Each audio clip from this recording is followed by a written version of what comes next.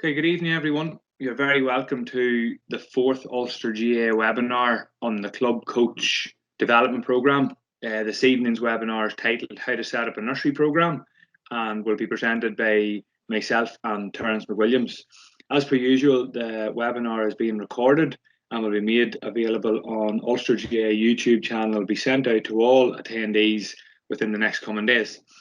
We will try and make this webinar as engaging as possible, so there will be opportunities for questions throughout the webinar, and we would ask you to engage using the chat box function.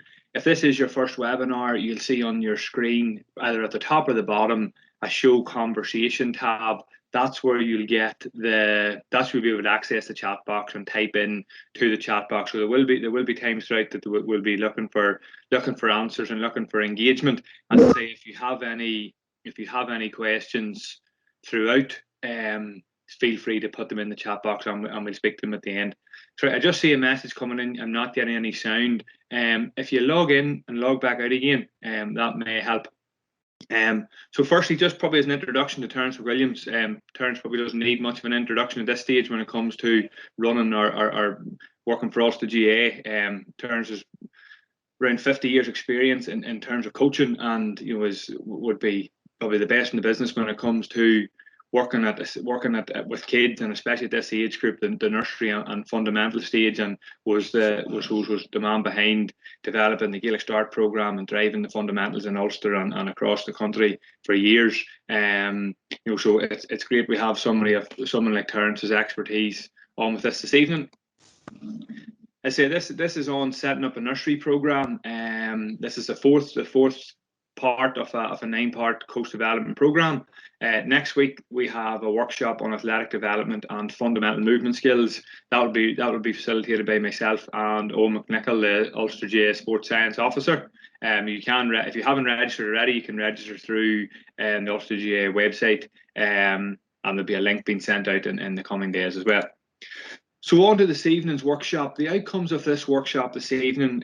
So we hope by the time we finish it, you'll have a greater understanding of how to plan and implement a nursery and Gaelic Start programme in your club, what games and activities to use with this age group, the why and how to coach, and session design and layout. So how you design your session, and especially now with the new restrictions we have, we're only allowed 15 kids and X amount of coaches, and the field needs to be separated out and only so many in the pitch. So Terrence will give you some examples of how you can effectively do that to run a session.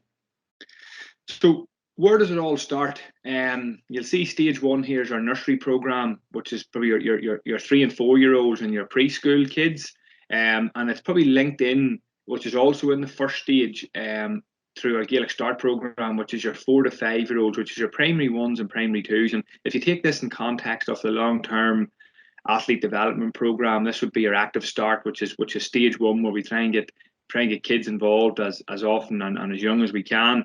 And then that is preceded then by our stage 2, our fundamentals, which for girls is for 6 to 8 year olds, and for boys is the 6 to 9 year olds. So probably just to give you a sort of a brief outline of each of the stages and where it starts. And you see the picture in the quote below there, that we all had a playroom growing up and it was called outside. So probably the way society's gone now, we do have more and more kids and more obesity problems and kids being less active. But I suppose it's up to us as club coaches and parents of kids of this age group to try and get them engaged in sport and get them outside and get them active and playing as much as they can. Now, I'm going to just launch a poll here, just so Terrence and I can get a better idea of how many or what experience you have and what age group you're currently coaching at. So I'm going to launch a poll. Some of you may see this coming up in the middle of your screen. Some of you may have to click into the chat box to access this. So the first poll has just been launched. So if it comes up in the front of your screen, if you get to select one of the boxes. If not, you will have to go into the chat box, and you'll see the poll in the chat box. And it's just to see how many years experience do you have coaching at this age group. Okay, so from the results coming in there, Terrence, we're predominantly probably people with 3 to 4 years experience, some with 5+, which is excellent. 22% of the group here is nearly 90 odd people online at the minute, have no experience. So we've a good grasp and a good group here, with different experiences and different levels of experience at this age group. which is great. The next poll we're going to launch, and same thing again, you'll either get it on your screen or you'll get it through the chat boxes. What age group are you currently coaching at? So if you're a nursery coach, and under 7, so we'll call nursery anything, you know, sort of 3, 4, 5-year-olds, under 7s, under 9s, or any other. So you may not just be working with that age group at the minute. So over 52% there, Terrence, that are currently working at the nursery age group, 20% at the under 7. So the majority of people on the call are working at the age group that we're going to be focusing on this evening, which is brilliant. So thanks, guys, for engaging through that. So what does your club need to have an effective club child program? So first and foremost, you need a coordinator, you know, and what is the role of the coordinator to have an effective child program? You know, so you know, in our opinion, we would look for clubs to appoint one person just to look after your nursery and your under 7 and your under 9 age groups. You know, what sort of skill set does this person need to have? Do they need to, be approachable? They need to be organised. They need to have a very good knowledge of I suppose, the skills and the games and the age appropriate coaching that needs to take place at this age group. And that person in the club should then try to act as a mentor to the nursery coaches, the under 7 coaches, and the under 9 coaches. And by when I say a mentor, what I mean is that person's on hand to provide any assistance that any of the coaches need. They're on hand to attend training sessions and observe, provide the coaches with feedback, help the coaches reflect on how the sessions have went, and help them reflect on how they can progress their sessions on. So, you know, if your club doesn't have that type of a person, you know, it may be a case of potentially, you know, handpicking somebody in the club that you could get to maybe attend different types of courses, or go and get mentored with someone else at a different club and try and upskill them over, you know, a year or two, that they then can eventually take over that role within your own club. You will need varying types of equipment. You know, so, you know, probably turning up to a nursery session or an under 7 session just with a bag of balls and a couple of cones, you're probably not going to have enough equipment, or the adequate equipment to run an effective session. You know, so we will go through what type of equipment is required later on in the workshop, but it's something to be mindful of about what type of equipment you're using, and is it age appropriate to the players that you have. Coaches, parents, and teachers. You know, so obviously we need coaches for it to run any session. Parents at this age group are key. You know, probably most clubs do have a rule that if you want to drop your kid off at a nursery or under 7 session, you need to stay. So it's up to the club then to come up with a way of trying to recruit parents and then upskill them and get them involved, and then keep working with them to try and, you know, show them and teach them how they can assist and become effective coaches throughout sessions. And then utilize the teachers in your club. So if you do have teachers in your club, even if they're potentially working with older age groups, or they're maybe a senior player, and get them down and tap into their expertise and maybe communication and organisation and all them sorts of things. So again, as a club, are you utilising all the resources that you can have? A plan, you know, so it's very, very important that your club has a plan when it comes to a nursery or a child program. Any coach turning up to a nursery session or an under 7 session that hasn't got a plan, you know, you're probably going to fall on your face. Will that plan go to plan? No, it won't. It will probably, after 5 or 10 minutes, it'll need change. You'll need to review it and adapt and change things probably constantly throughout. But you need to be going into that session with a plan. You know, if you're going in and you're not having a plan, you're not having the activities organised, you will probably see discipline problems, and the session won't run as effectively as it could. Probably leads on to patience then, you know, so you need a lot of patience, and anyone on the call will probably know what I'm talking about that works with this age group. There are some kids there who will not want to be involved, you know, so you need to be patient with them, to try and work with them and bring them along with you. I said it is a challenge in the age group, but like that, if you have a plan and you have an idea what you're doing, and you've got enough coaches and helpers around you, it's a very, very rewarding age group to work at. And then lastly is a club school link. So as a club, do you have a link with your local feeder primary school? You know, are you utilising all the kids in that primary school to get them over, to try and get them involved in the club? Are you utilising the principal and the teachers and the notice boards and the facilities in the school as well? So again, very, very important that you do get that link with the school, and you do engage with the school. So I'm going to hand you over to Terrence now.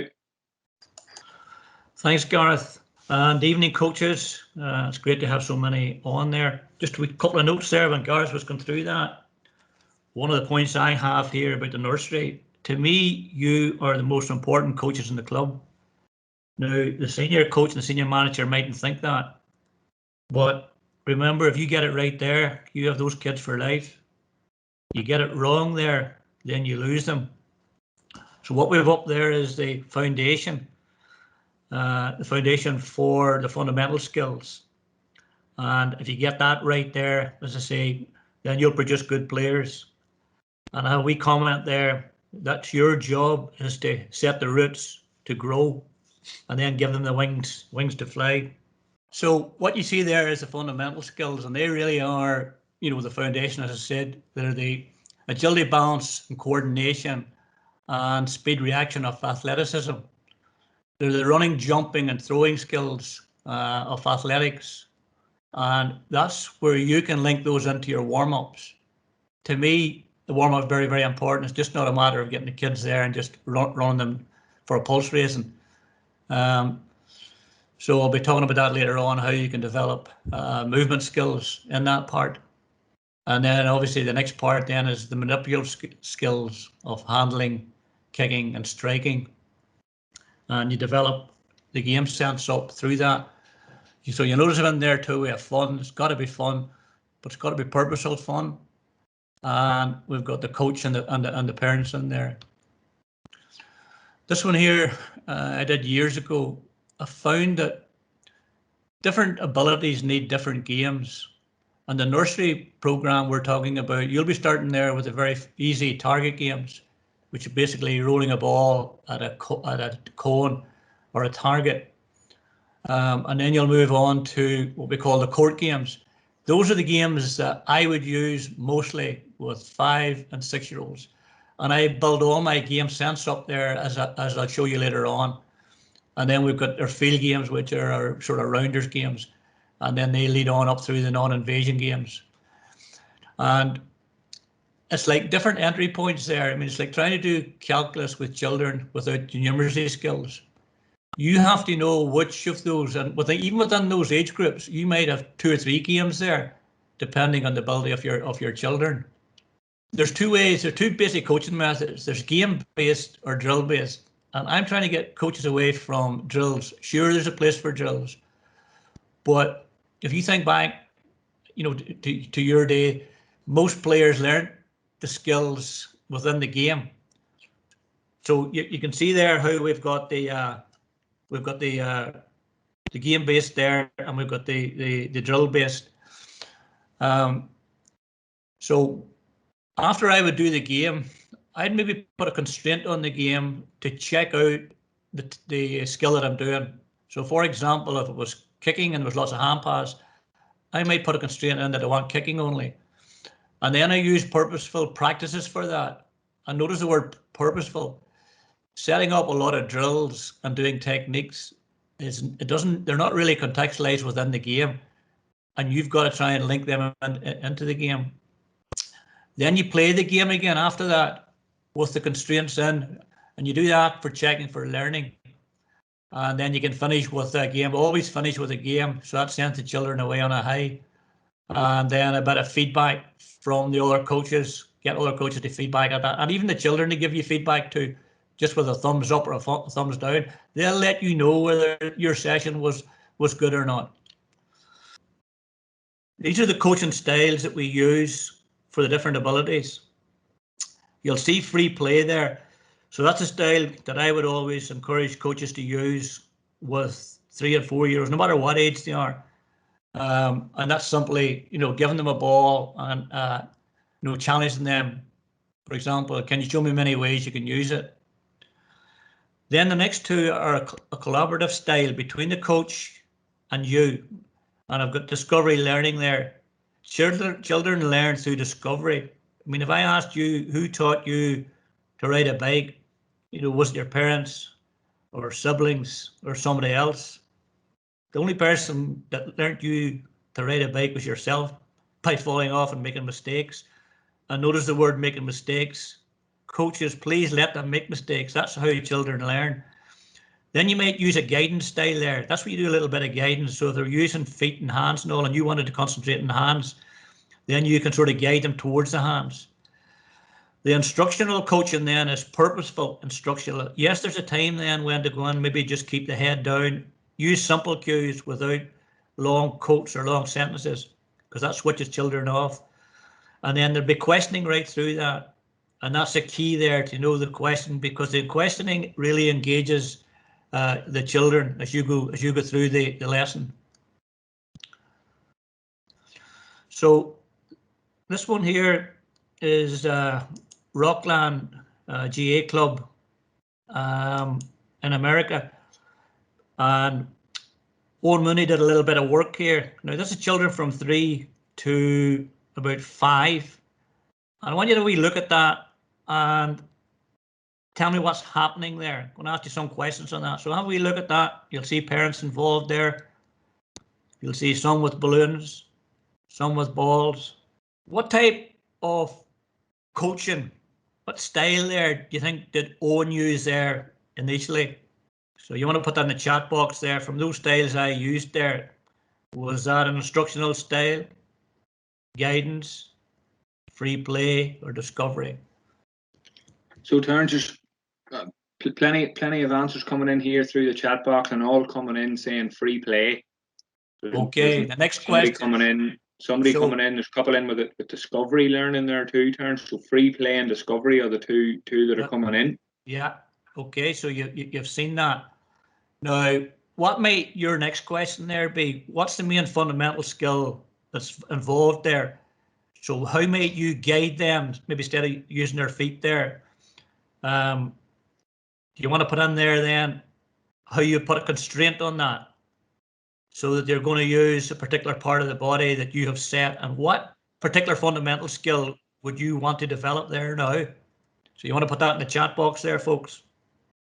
There's people coming in there, Terrence. There's throwing and catching, hand-eye coordination, using hands to catch, weak hand fist pass, stand and use hands only, throw and catch. That's brilliant, Garreth. Only. Yeah. So the obvious one there, my theme there would be handling.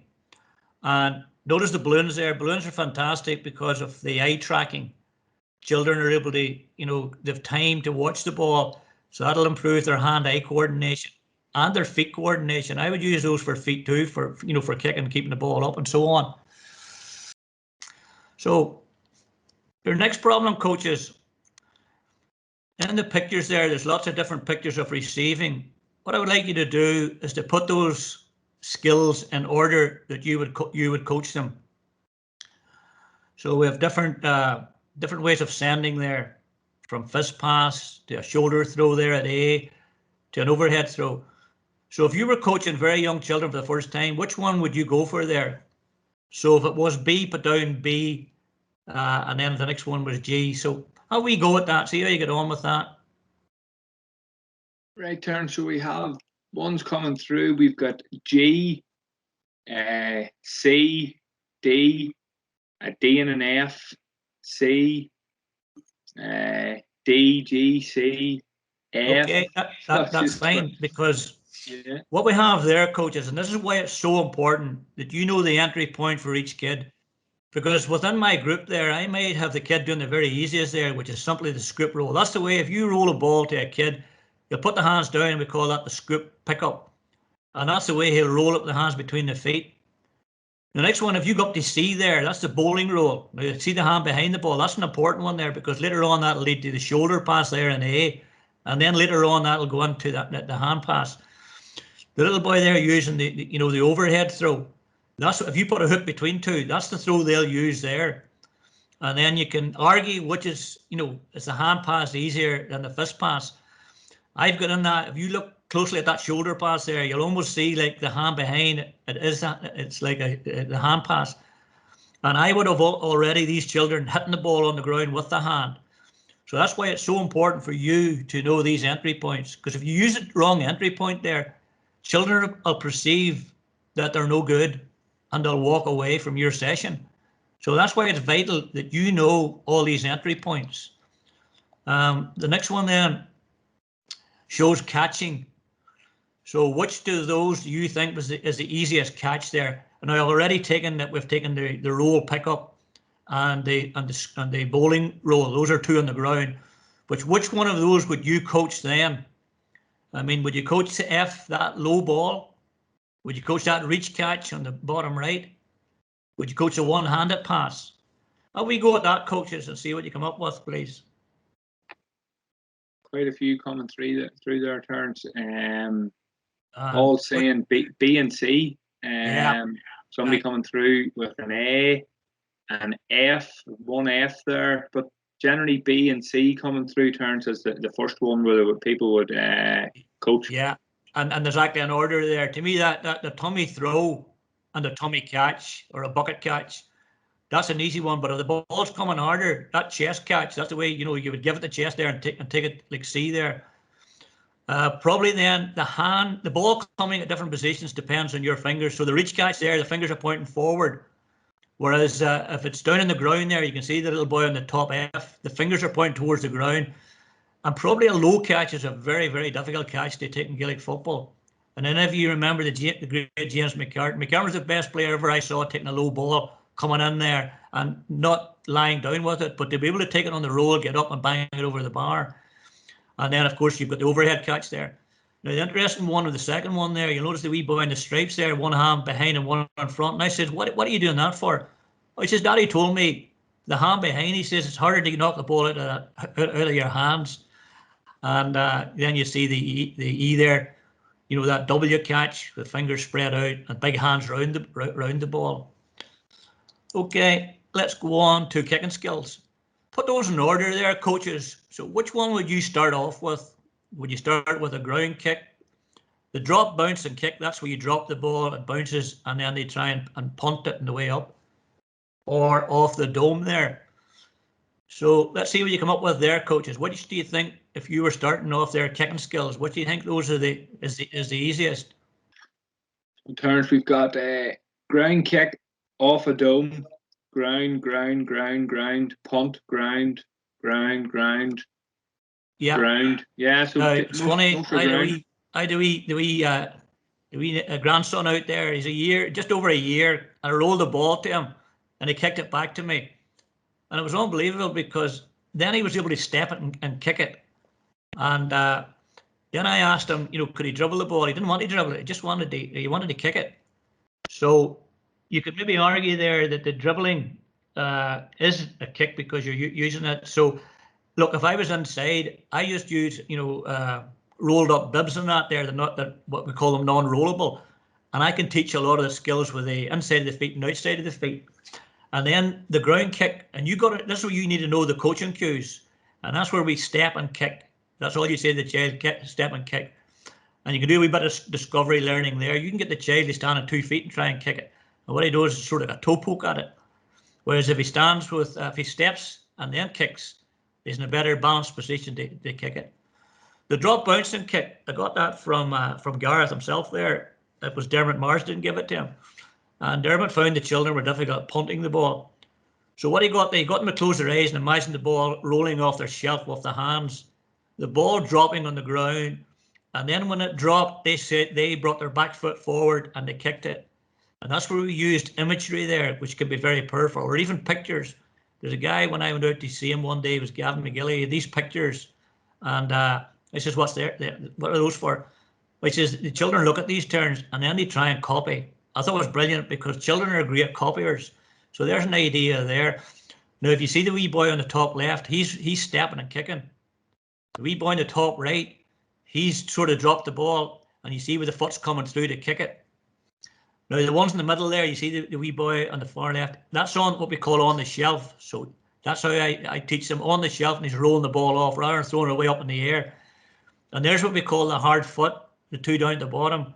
You can see the toe down, heel up for that. That's what we call the hard foot, and then the follow through. So there's a progression there too. Unfortunately, when I go out to see coaches, they're all trying to do this punt kick, and then I say, well, have you done the ground kick?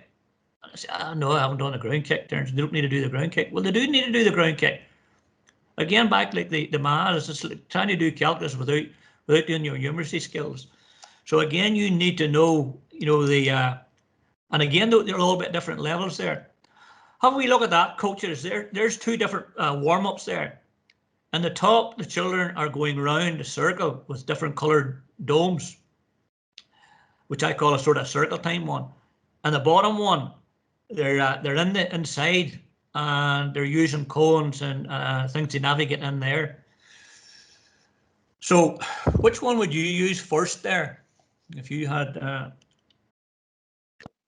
so some are saying the bottom. Somebody bottom, Terrence, yeah. Yeah. Somebody coming in top, the circle time, yeah. Yeah. Probably just 50-50 there. Bottom's more fun. Top will be less complex for nursery. Top. Yeah, well just stop it there. Whoever said that, yeah, you can send them a bonus point or a free something. That is brilliant, because the top one there, I got this from Ben McGuckin when I was out watching. He had them all the children down and he did what's called a name game. So that's the first thing you do. They sit down with a ball and they say their own name and then they pass it either right or left. So it's a great way of introducing children when you go back there again. And then you can set down your ground rules there for the session about discipline and talking. Then you can do what's home and away, where they walk around the cone near them and back again, and then around 2 cones. And then Ben did a great one. He had 5 different colours in a sequence round. So all those at the white side to run round to see who was back first. The bottom one's a lot more difficult. It's a spatial awareness one, where they're trying to use the spaces there and avoid each other. Now that's a critical skill to teach children. It's amazing how many players, even at elite level, have poor spatial awareness skills. They don't know when to go and where to go for the ball. And the dodging skills can be coached in there in a wee game called Minefield, which we'll talk about later on.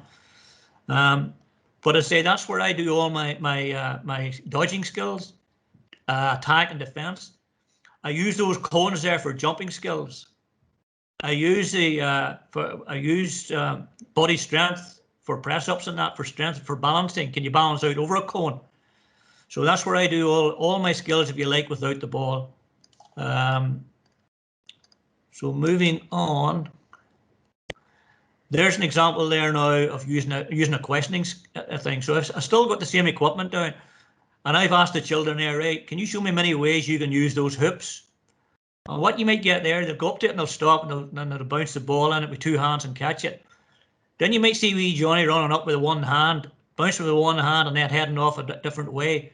Now that's a very important evasive skill, because that's the gooch and that's the kind of what I call the bounce dummy, where he goes to bounce the ball and the defender takes it and then he's away the other way. So a lot of these skills that are taught in here, they go into the back burner for children. They go into their menu bank. So when it comes to the game, they have them. And your job as a coach is to coach all these skills, but by the time they come to the next stage. So have we look at that, coaches? Those are my target games there. So what key skills would you develop there? What key skills would you develop there? So you have different targets there. I've got 2 wee blue cones there. I've got a cone down in the bottom left. I've got a hoop there, and I've got a wee net there at the top. So what type of sending skills would you use there?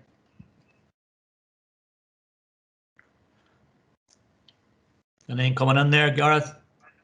Just not as yet, Terrence. So just think about what we did earlier.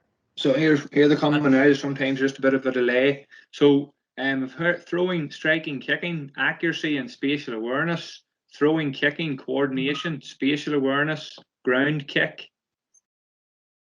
Yeah, you can use whatever way of sending you want there. So if it's rolling fielding, you can have rolling fielding there. If it's kicking, you can have kicking there. So within those are games. You see, you've got to look at these here through the eyes of the child, not the eyes of a coach. Unfortunately, too many of us, and I did it myself, look through the eyes of a coach and try to impose our adult games on children.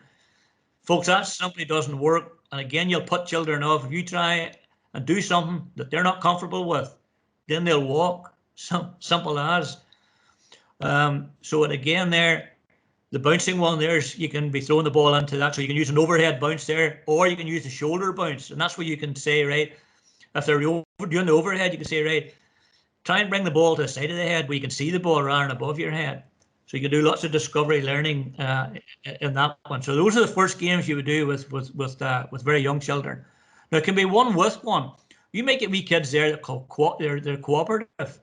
You might have other kids that are competitive. See, they might want to score that. So that's fine.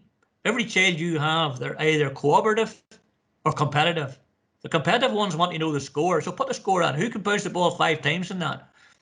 Or the wee cooperative ones, they're not interested in scoring.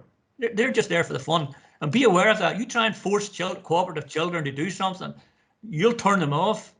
You'll put them off and they'll not come back to you. Right, how we look at that, coaches? And after the target games, this is where I use the court games. So if you're using one with one there, what ways of sending might you use? Or if you're using one with one against one, how might you score there? So how might you score? We're playing one against one, and you want a wee bit of competition there because they've done the one with one, they've rolled over each other, and they've thrown over each other, and they've been cooperative, nice. And I want them to be a wee bit competitive now. Somebody's come in there, Terrence, you can score to catch the ball. Yeah. Or the ball can't hit the ground. Yeah. That's good. A couple now, so we've got let me see. To reward a good catch. Very good. Yeah. Catching, placing within the field or kick it over the middle. Hit the other people's ground for a point. Pass the ball into a space. Yeah. You see that last one there? You're so the wee blue guy or purple guy there is trying to kick the ball into the bigger square there. Notice I've got different sizes there for differentiation. So the guy on the red then, he's learning the spatial awareness skills that I taught earlier in the warm-up. And he's trying to look at the flight of the ball and position his body. So look how many skills they're learning there. You know, game sense skills. Without playing 5v5 and what I call beehive football. If they have all these skills here, then you can go and play 3v3s and 4v4s. But most of the 5v5s I see at this age group, it's nothing. It's all it is a rugby scrum. And coaches think this is great, you know, the kids piling on top of each other. But there's really nothing really happening there. There's no game sense whatsoever being coached there. So this is how you build it up. Have we look at that, coach? Now I've moved that on 2 or 3 there. There's a wee game called prisoner ball, and you'll see the Blues there. They've hit the ground there, so they're allowed the prisoner over, and the idea is to get all the prisoners over to one side. So a wee question for you: you're left on your own there. Where would you position yourself then? The most advantageous defensive position? Would you go to the front of the court, the middle of the court, or the back of the court? See what we get there on that. Somebody saying the back. Somebody says the middle. Back. Middle. Probably being middle and back there at the minute, Terrence. Nobody's saying go to the front. Yeah, well, if you go to the front, then it's going to be over your head. Yeah. So what attacking skill are they learning there? They're learning about depth there, penetration, knocking over your head. So when I do these games, children are not just doing the technical skills, but they're doing the technical skills contextualized within the game. And that is critical. Rather than lining kids up and doing isolated, punt pass. At the end of the day, that's only a kick because there's no positioning that. There's no timing of the kick in that. In these games, you have all this. Here's another question for you. You have 3 players there. Now, I want you to really think about this. Would you play 2 at the front and 1 at the back, or 1 at the front and 2 at the back? So you're the team leader there. You're going to tell them what to go. So what would you go for there? Now think of the ball coming over again. Are you going to play 2 at the front, 1 at the back, or 1 at the front and 2 at the back? See what we have there.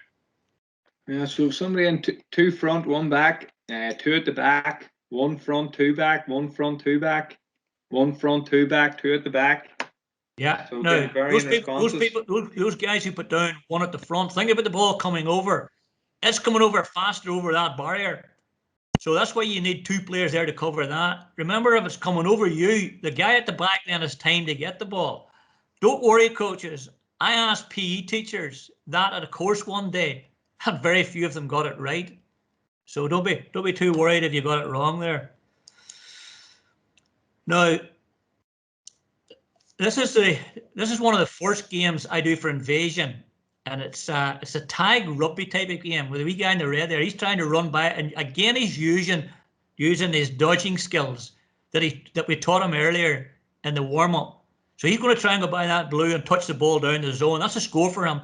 Then he goes back, retreats back, and then the blue guy tries the same. So that's the very first Invasion game you would do. Now, I was looking at a webinar there. There's a guy called Chris van der Hagen. He's from Belgium. And he set these games up 1-on-1 and then 2-on-2s and wee festivals up about 15, 20 years ago in Belgium. Belgium were 30th in the World Cup rankings. Does anybody know now where Belgium is in the FIFA rankings through this program? Yeah, you got it. Number one. Just coming in first, yeah. Yeah, they're number one in the world now, simply because, and it was a hard job. I was actually talking to him. He said, Terrence, they're very, very difficult to start because nobody wanted to do this. What are we doing one-on-one? Where does that come in at? But that's where it does come in. That's the first stage of evasion. Now, if they can do that, then he moved them on to this here. And again, he just had an end zone there, or you can put the scores in. So what's involved now? If I put another player in there, coaches, what other skills involved now that you don't have in a one-on-one situation? Spatial awareness, communication and teamwork, awareness, passing. Yeah, just hold it there. There's you have it. Yeah. There's a pass involved now. So now we've got a decision to make, the guy on the ball. And this is where we look at the pass, and his timing of the pass is critical. And his angle of the pass, depending on where the defender is, and the pace of the pass, and also the height of it. So you might think there when they're playing that wee game, what are they learning there? That's what they're learning, folks. They're learning the first stage of passing there, when to pass it, when not to pass it. And then then you can build that up to there's a 3-on-3 there invasion game. What we have now is now you can zone that there, so they're not even there if they're not to stop them from bunching, where the goalkeeper can stay in there. I like the goalkeeper to come out because it gives me a triangle. And if you look at top teams now, they're using formations. Pep Guardiola now, you're probably saying there, what the hell is this man talking about, Pep Guardiola? But you watch his teams all the time, and actually was talking to Pep at a conference. He uses triangles and he uses diamonds all the time because that gives them extra passes there. So those wee children, they're learning that game sense just by doing that. I always use the example of Neil Martin. We played a 3v3 in his back garden. He never actually played a full game of soccer. He went to Belfast Rosario Club. He was actually on the other day there from Queen's University on a webinar. But we learned all the skills he ever needed. He's 2 European Cups.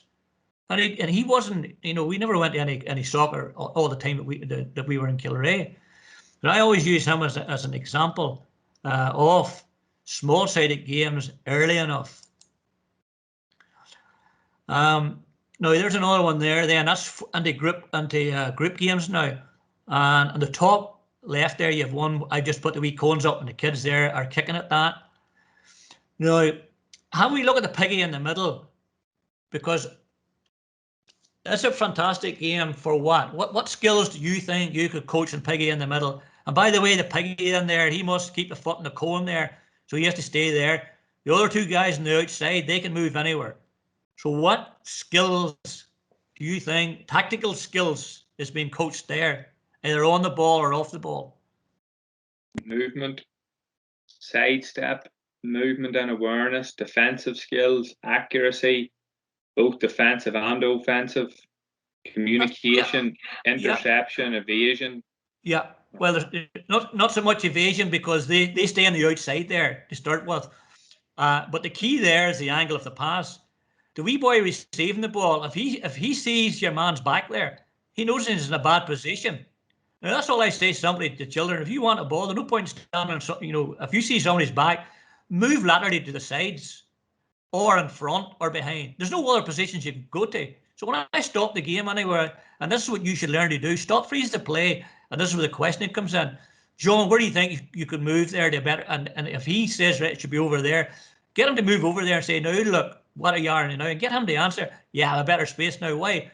Well, I'm in a free space and Johnny can pass the ball to me.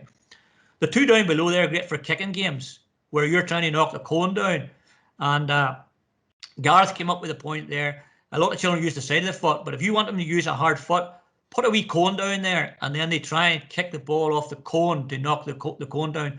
To keep the clear there is a good game because they're trying to keep their area clear. If I blow the whistle, the team with the fewest balls in wins that. And always have a wee bit of competition, folks. I like a bit of competition in any drill or any drill that I do or practice that I do. Now, setting up pitches. I can set those 3 pitches up in about 45 seconds. How do you do that? So I take there's the teams are team 1 and 2 is playing on the yellow pitch, 3 and 4 on the other pitch, and 5 and 6 on the far pitch. So I start with the 4 cones, and Johnny starts over 15 meters from me, and then I leave a wee space. I walk out 10, 15 meters and put down a cone. I walk out another 15, another 15. And if they all do that, there's your 6 grid or 3 pitches, 6 grids set up right away. While I'm doing that, the number 2s in the teams, they can go and set those black things are actually wee goals there. They can go and set the goals up. So that's from an organisation point of view, and they're set up there. You can use those. You don't have to change those. If I'm setting up, say I'm doing a drill punt ball, then I can punt the ball from one grid into another, going up and down the pitch. If I put a set of cones down the middle of the pitch, then that gives me 6 wee grids there for grid work within the pitch from an organisation point of view. So have we look at that, coaches, and tell me from the family of games there, what type of games are being played there to suit different children? So I have different children out there. There's different ability. So I'm going to challenge them with some. So what do you think? Which game is most challenging? Which game is the easiest? So how do we go at that? The World Cup goalkeeper, that's just a 1-against-1 there where we're trying to roll the ball or kick the ball, through the goals. The wee court game, you should know what I've already explained that. You're trying to throw the ball over a net in the middle. The minefield, they're trying to dodge across each other. Those two groups there. Where I shout 1 and 2. I could also have 2 more groups there, 3 and 4 at the top. And if I shout 1, 2, 3, and 4, they all have to try and pass each other without touching. I give them 5 points. That's a wee tip for you there, coaches. Give them 5 points to start with. Coming through there. Bowling rounders is the easiest, and end zone the hardest. Somebody else is saying minefield most difficult. Yeah. So the end zone is obviously, because remember earlier we had a 1-on-1, now we have a 3-on-3 there, and I don't have big goals there. As if it's Croke Park. If a kid gets the ball into that end zone and touch it down or dribbles it in there, or I kick the ball in there, if Garreth runs in there and I throw the ball into him, that's a score. Set the ball down and get back. So we game the end zone. The minefield is just a dodging one. It's really, it's really in a warm-up one. The easiest one then would be your target game, which would be your World Cup goalkeeper after the minefield one. The rounders one, I like to put those in there if I'm doing hurling or camogie, and where they're hitting the ball away with a stick. And then I have different coloured markers out there. If they can buy a red cone and come back to get a point, sometimes I put one further away, 2 points, and they have to judge how far the ball's away. Do they go for a 3-pointer? And don't do what I saw the other day. Coaches going past a school that 15 standing waiting to bat the ball, and the bowler was the teacher and there's 15 behind him. I came back in 3/4 of an hour's time, and they're still playing the same game. Now that's the type of stuff that we're trying to prevent. Big queues, have small-sided games where there's lots of touches. How we look at that one, coaches, and tell me what's happening there, how you might use that for different age groups, because some clubs, the nurseries mixed in with P1s and your P2s and your P3s, and you have to be organised to handle that. So how we look at that, and tell me how you would use that. Tell me how you would use that for different age groups. So the nursery section to the left. Yeah, what's happening down the middle, Garreth? The games down the middle, and so it's ticking the box for the dual club there, both hurling and football going on, or you're kicking and you're striking. Yeah, and just on that, every club should be doing that. I mean, we really discriminate against striking skills.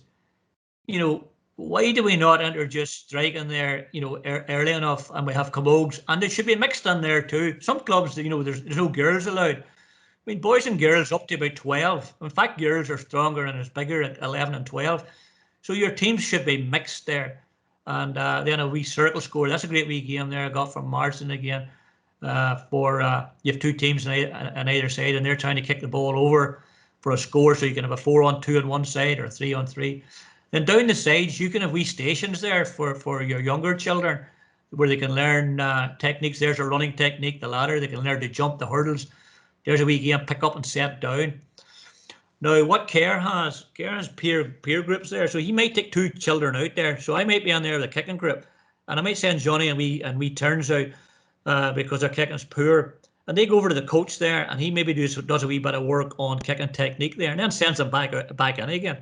So I like that idea there. And then you have, I mean, you can use those stations any way you want. You can have them all handling, all kicking. You can have all fitness. The one down the sprint relay, for example, I can have those kids running around there, you know, in endurance, and teams where one runs round that square and hands over a baton to two. So to say, you can link that any way you like. And we're nearly there. Hang in there, folks. So these are the coaches you saw earlier were the Department of Education coaches who set up, it was Dr. Eugene Young set up a tremendous thing many years ago, a pilot scheme, and it really took off. It actually won an international award in Britain and the UK. And what the coaches did, they did wee sample cards out there. So if you're on next week, I'll give you the wee card there, so you can identify what the game is. It's pick up, set down. Yeah, and how to play it, fine. And then how to make it harder and easier. You have to have that in there, because every child you have is going to be different, and you need to know how to regress and progress. And then the wee teaching points are in there under what we call, Morrison and Kerr myself came up with, it was Head, Hands and Feet for Better Technique, a book we did years ago. Where's the head at? Where's the hands and where's the feet? And the wee coaching cues, they're all there for you. So by the time when they come next week, the coaches have that. So the head coach, if you're there, you should be giving your other coaches that. Not coming with the hands as long as each other and just saying, right, I want you to do the punt pass tonight, and them not having a clue. So even today, if I was going out and you're at your session today, I still have to do that. And if I have to do it after 50 years, then you're going to have to do it after a few weeks. Put your time down and how long you're going to spend on it. So the early arrivals there, what I do for them, I have a wee game set up for them, the one-on-one, and you'll find out all the kids come because they want to play the game. That's a wee tip I got from the Belgium guy. And then your warm-up. And I just simply put down what I'm going to do and how am I going to do it. As simple as that. Now, don't let that put you off. When you get that, you'll be able to read that. That's a wee bit more detail there. If you look down the left-hand side, you'll see then I've got my warm-up. You'll see what I'm going to do. I'm going to cover that tonight, how I'm going to do it. And the key thing there, Coach, is the questioning there, checking for learning, and then the feedback. And that's critical there. So I have a wee thing on there. Look, the spatial awareness was poor here. I need to spend a bit more time on that, on backwards and forwards. They're good enough changing pathways going forwards, but they can't go sideways and backwards. They need to spend a bit of time on that, or their jump was poor or whatever. And if you go down through that, then straight into the game there right away for 2 or 3 minutes. Then I put the constraint on the game. That if it's evasion, then they have to go past the player so that I can see if they are evading. Otherwise, you might get hand pass and you might get an evasion. Excuse me. And then that's where I stop it then and bring them in. If their kicking's poor, that's where I maybe build up the passing. You know, stage 1 of passing where they kick the ball to each other and the receiver stands. But don't let that happen too long. As soon as they do that, put in stage 2 of passing where they pass and move. Stage 3 is where they carry the ball, solo the ball away and pass it. Now, you might have some at stage 3 and you might still have some stage 1. Again, that's why you need the entry points. And of course, the difficult one. And you'll get the kids who can solo that ball away on the move and kick it to Johnny 30 yards away on the move. You know, you'll get your Canavans in those groups. And then back into the game again to check for learning. After you do the skill thing, put a constraint on it, do the game to see if it's happening, check to see if it's happening. And the wee thing I get here, head coaches, I get them to video those first sessions, and then for the coaches to look at that and look at themselves. That's fantastic because it gives the coach an idea of exactly what they're doing when they see themselves the first time. if they saw me the first time, especially this voice I have, this North Ballymoney, North Antrim accent I have, where when I went to England, they didn't understand a word I was saying. So there's a wee personal record there that I can give to the father, or the coach can have that. And it's great because you can tick off there, you know, at the start, they were able to do none of those. And then they were able to do the body catch, the ground kick, but they're still struggling a wee bit at the block and the near hand tackle. You put whatever you want in that. And that's a wee record there. And at the end of the month, not your most skillful kid, not the kid who can do the 7 of those, but the kid who's done 5 of those, he's improved the most. I get him a wee certificate or get the club, you know, get my club jersey or socks.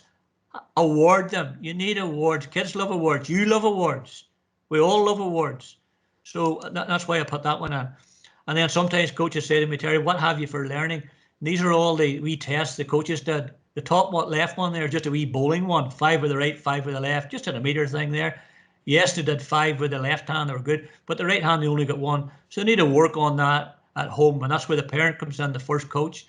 The one down below is a wee bit harder, that's a hand pass, and then the 2 on the other side is a kicking one, just ground kick there, the meter. You can set up your own target, and then obviously the one down in the bottom right, they're kicking there from different distances at a fairly big target on a wall. And finally, that's some of the equipment you needed that Garreth talked about. You know, the ladders and the hurdles for my technical stuff, and then different types of balls, my tackle bags, my tires there for striking stuff, the helmet, my bibs, you know, and if you don't have the right equipment, you have to demand the right equipment. I think that's up to the club to get you that, you know, the hoops, whatever you need. That was great, Terrence. Absolutely brilliant as usual, and I'm sure everyone on the call, as there was 100 plus people, and they're all still on it, which is a good sign. So, there are a couple of questions here, Terrence, and I'll ask them till you hear. And coaches, if there are anybody who would like to ask any questions for the next sort of 5-10 minutes when we still have Terrence here, feel free to input into the chat box and we'll ask them. Terrence, how do you engage children who don't want to be involved in activities? So any tips on that? Well, the good one on that, I remember Paddy Bradley, who is probably Derry's best forward ever, coming to our first session. When he's only 4 or 5 with Shane, son of mine. And a wee bit Tammet Liam was there with him. And even the first session he stood, I says, Liam, don't worry, he'll come on his own. And I think halfway through the session he came in to play with Shane. And then after that he really got involved in it. We put them in teams, and every week we did wee tests with them. And that's where Paddy ended up. Through the session you'll see the Tammet ones there. Now, if they come on to start, that's great to have the parent there. The parent is along with them. And remember, they're the first coaches. I can't emphasize this enough. And I think parents now have seen through the pandemic the importance of play and exercise. And everybody now, funny, I used to be out running, you know, the roads and forest and all the rest of it, never see anybody. I go down to the beach now, it's absolutely packed. People are starting to realise the importance of exercise. So to answer your question, don't demand from them. Maybe give them a ball, maybe try this out. They'll come in at their own time. They might even sit out there even the first session. And then eventually, and when they do come in, make sure you praise them. Make sure you praise them. And get the other children to praise them. At the end of the session, I may say, how did wee Johnny do there? Oh, he done well. He was, you know, he's kicking the ball well. What did he do well about them? And then you ask them, you know, to give a thumbs up or a thumbs down. They'll soon evaluate your session for you. So that's how I would handle it, Garreth. Okay, brilliant, Terrence. Probably as a follow on here, would you include parents in the nursery age group games? Absolutely. I mean, that's who it's for. I mean, this idea of them dropping off the kids and away doing their shopping, that's a no-no. And to me, the question I asked there is, it's 1 hour in the week. Surely to heavens they can give the kids 1 week. And as I say, from the pandemic, they will have to now. And just a point there, coaches, be very, very careful with these children. A lot of these children are coming back, maybe haven't done nothing, maybe no socialising. So you've got to be very careful how you handle that. And that'll be a discipline thing there. You know, and that's why they just on the free play one, just be careful on that. Now the free play is fine, but if you see that getting out of hand, you'll maybe have to stop them. And anytime your session gets out of hand, you bring them in, you set them down, and you go through the ground rules. Let them come up with the ground rules. Don't you say you have to do this and have to do that. I want them to say, right, if anybody's messing about, what do we do? Maybe give them a yellow card. And that's why I have 3 cards with me the whole time. The yellow one, and maybe sometimes the first time they're messing about, and you'll get wee turns. I mean, I was the biggest messer of the lot, messing about. So Garreth comes over to me and just has a word with me, without showing that kid up in front of the rest of his teammates. And then the next time, look, if he does it again, you might have to, we sin ban. Don't put them out too long. We've done a lot of better research in this. 30 seconds is enough, and then get them back in again. And to come back in again, I say, look, Garreth, look, I'm watching you this time. And, if they're continuously messing up your session, this is where the parent comes in. And this is where the child protection comes in, because we have that down in our code of conduct. I'm not going to let 1 or 2 children there mess up for 30 or 40 children. So that has to be, and the parents have got to know what the ground rules are too. And that's why it's so important that that what's accepted and what's not accepted. Very insightful answer. I'm sure it has give people a bit to think about.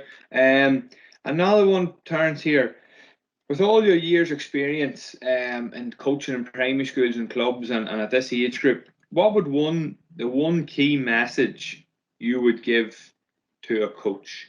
Reflection, reflection, reflection. And either you do it with your own eyes, you'll have a fair idea where that session went well or not, and jot it down. Have a notebook with you. I still take a notebook, and even those webinars, I'll always pick a wee gem up.